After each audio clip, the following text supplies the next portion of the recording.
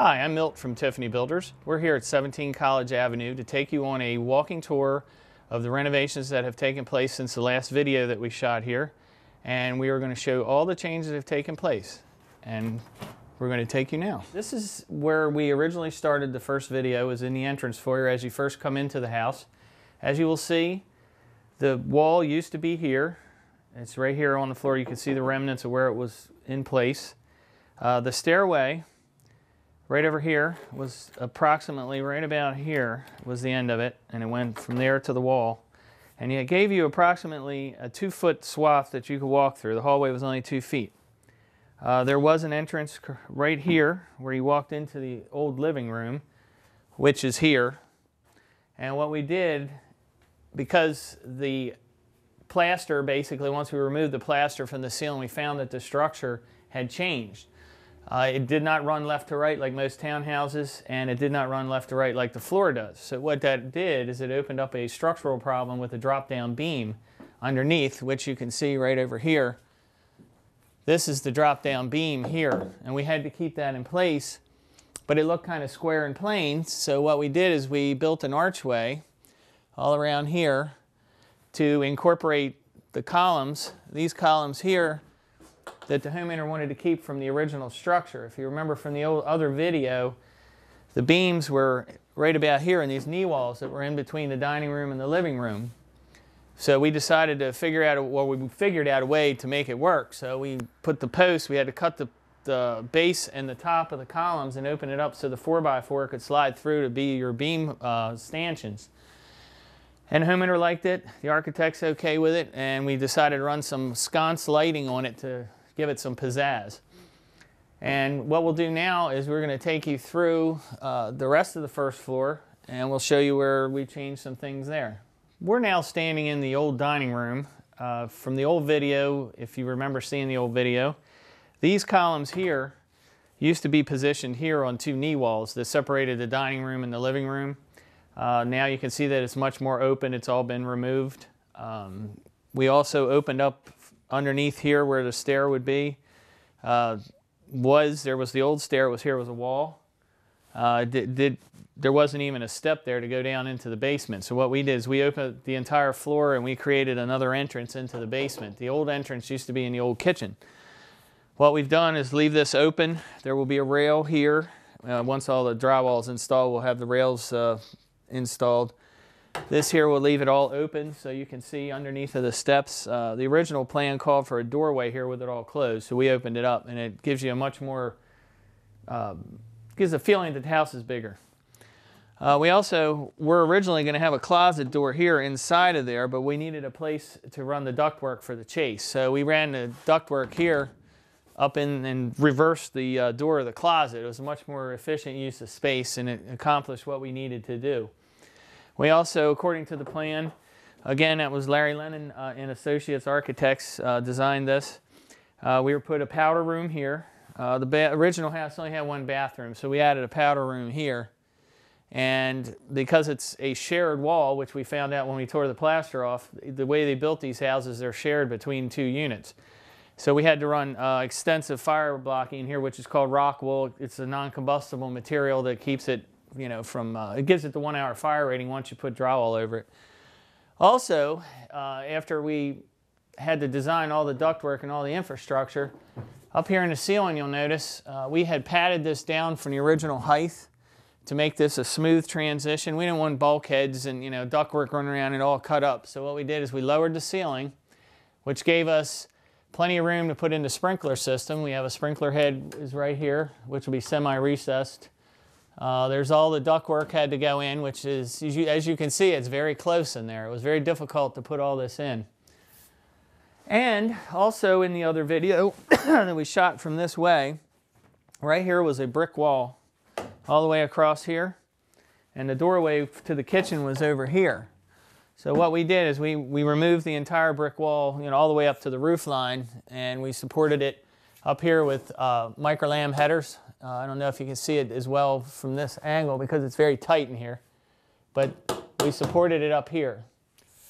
And now we will take you into the kitchen and give you a closer view of what you saw in the first video. We're now standing in the old kitchen, and it's the new kitchen. The other video showed a view from the other side where the door used to be, which is over here now it's part of the bathroom wall. Right in front of you, the view that you're seeing used to be the brick wall that was there, which we have removed. Here on the floor, as you used to walk into the kitchen when you came around this way, this was the stairwell that went downstairs. It was put in later in years, way after the house was built. There was no support here under the floor. It's surprising it never moved. There was only a 2x4 attached to the steps holding it up. So we had since doubled up a beam underneath of it and put footers and stanchions, so now it's secure. Also, in the other video you have seen, over here is where the exterior door was that went out to the porch. We removed that, supported it, put a new brick wall in, or block wall. We moved the doorway over to here, put a new lintel in, new support over top. And right here where this doorway is, in the other video you'll see there was a chimney that came down. This bump out right here was a chimney that came all the way through. And in order to fulfill the Historic Commission requirements, we had to keep the chimneys going through the roof, so we couldn't remove them. So now they're not used, they're capped off on the roof side, but we had to corbel this chimney here, which means stepping. It's stair steps like this all the way up. So we got that supported, and that's up here, still sticking out through the roof. Also, up here, we padded the ceiling down here because the original ceiling is up there wasn't very good, and we wanted to keep it consistent all the way through to where the archway was, or is. And we've installed recessed lights all throughout the kitchen in a grid. All the ductwork for the kitchen is up here in the flex ducting. All the electric was run here. We also padded out all of the walls here. The plaster that was in here that's actually on brick, it was too bad to work with. You get to a point of diminishing returns with it. So we just furred it all out. Plus we needed something to secure the new cabinets to. This whole run here is going to be the new kitchen run. All the cabinets will be installed here. The sink's going here. We have the plumbing in here. Over here is going to be the stove. The gas line, we ran new gas right here. And pretty much that's what the new kitchen is going to consist of. They will more than likely have a ceramic tile floor. The owner isn't 100% sure yet, but there will be another floor installed in here.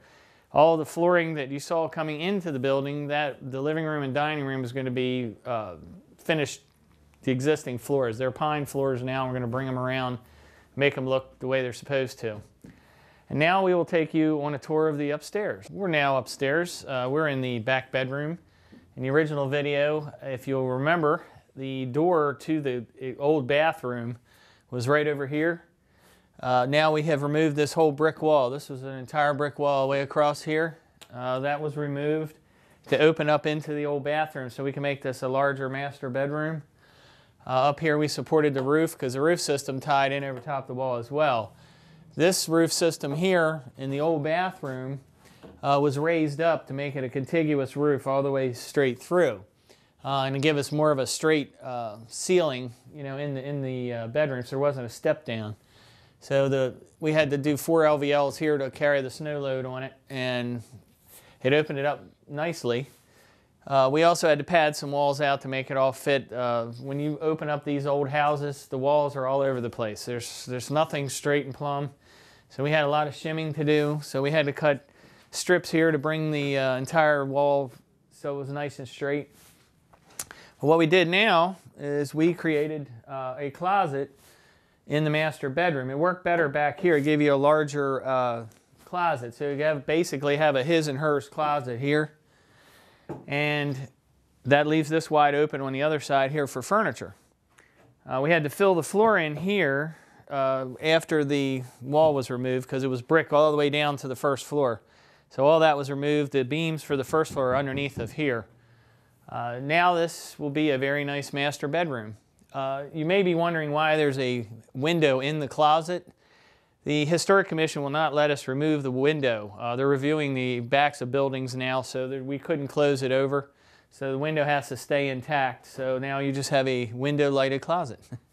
But anyway, we are now going to take you to the other side and show you where the new bathroom and the new stairway comes up. Now we're standing in the middle of the building. We're standing in the foyer now that comes up from the new steps. We have moved the steps back, shifted it back to the back of the building to allow for a more open plan on the floor, first floor. What we have now, we filled the floor in here where the old stairway came up, so everything's shifted here. This will now be a rail that goes all the way around, and it gives a more open, dramatic effect. The original layout, it had no opening whatsoever. It was just where you came up with the steps, so it was a closed wall. This makes the house feel much bigger. It's more dramatic. It'll have a light here that hangs, in the foyer of the steps, or actually where the landing is.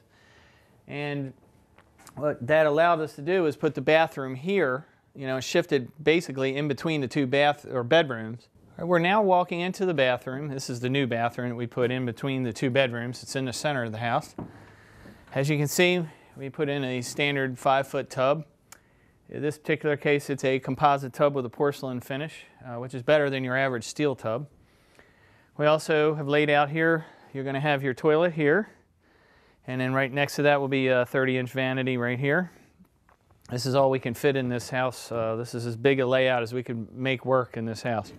This one will more than likely have a ceramic tile floor, as well as a ceramic tile backsplash around the tub or enclosure. And again, we had to do the rock wool here in between the two houses because of the fire coating. And we could not do a double 5/8 wall, which will give you the 1-hour fire rating that's required. However, we didn't have the depth here to do it. It will interfere with the plumbing and the tub layout, so we had to use rock wool, which works great. And we also here, which we did not show you downstairs yet, but we were going to show you up here so you know how it was supported. But there was a chimney here that ran all the way down here to the basement, which was removed. It's supported up here by LVLs with bolts. I don't know if you can see those, but you got bolts that go all the way through the brick, one side to the other, and it acts more or less like a sandwich. So we put all of that in there. We've got ducting for the fan, which runs through and goes outside. And in this particular case, it is not required to have a sprinkler in the bathroom, so they're just in the bedrooms. You can see the sprinkler line back here. This is one of the pipes coming up from downstairs from the basement. It runs through and feeds the system here. And now we're going to take you to the bedroom and show you the other chimney that was supported, and this is the final bedroom upstairs. We are now in the front bedroom of the house. This is the final bedroom. It was a 2-bedroom house. That's all we could fit here. We wanted to show you here, this is a standard bedroom, standard framing.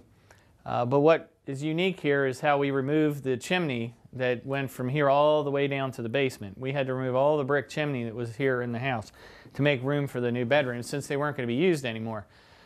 Here you can see where we filled in the floor. The chimney came out to here.